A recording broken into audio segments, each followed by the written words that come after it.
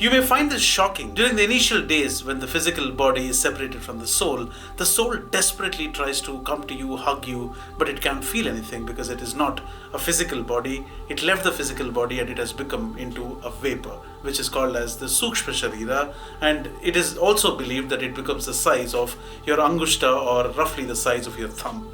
Now, during the next 10 days, depending upon the Pinda that you offer to the soul, it starts slowly building its body. Now, let's see what happens during the 13 days after a soul leaves the body. Day 1, after the cremation is done. Day 2 is when it forms the neck and shoulder. Day 3 is when the chest and heart are formed. Day 4 is when the back is formed. Day 5 is where the navel is formed. Day 6 is when the hips are formed. Day 7 is where the thighs are formed. Day 8 are where the knees and lower limbs are formed. Day 9 is where the toes are formed. Day 10, the spirit has finally formed all the parts of its body and it wakes up to this intense hunger and thirst. Now, it still cannot let go of the feelings. It can see things. It can see you grieving. It refuses to leave this realm and it desperately tries to hug you because it can feel everything except for you, because it is not made of mass or it is not dense. It is just made of a vaporous state. Now, because of the offerings that you make during the first 10 days is when it eventually becomes roughly the size of its original form,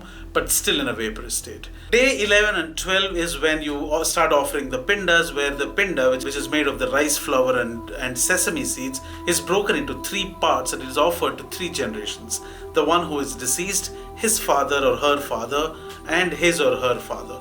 Now, 3 generations are offered this Pinda, and on day 12 is when it finally merges with the Pitraloka. The day 13 is when the Yamadutas arrive and then they drag the soul away to the journey that's coming up for the next 300 odd days. Now, during these 10 days, it is important to observe that the offering that you make, that the Pinda, that the offering that you make is divided into 4 parts, out of which 25% is used for surviving today and 50% is used for building its body for the next 10 days, and the next 25% that's remaining is offered to the Yamadutas as a toll or as a tax, so that they take the soul along with them to the Yamaloka. Now, this, ladies and gentlemen, changes the way you perceive death, changes the way you start looking at somebody who left you or who may have passed away. So, truth of the fact remaining, you've got to take care of people when they're around, and when they're gone, do not forget your duties and do whatever is needed. That's about it. Comment PDF and I shall send you a complete document highlighting all that we have spoken about, and you will really appreciate this. That's about it. See you in the next video. My name is Casey. Stay tuned.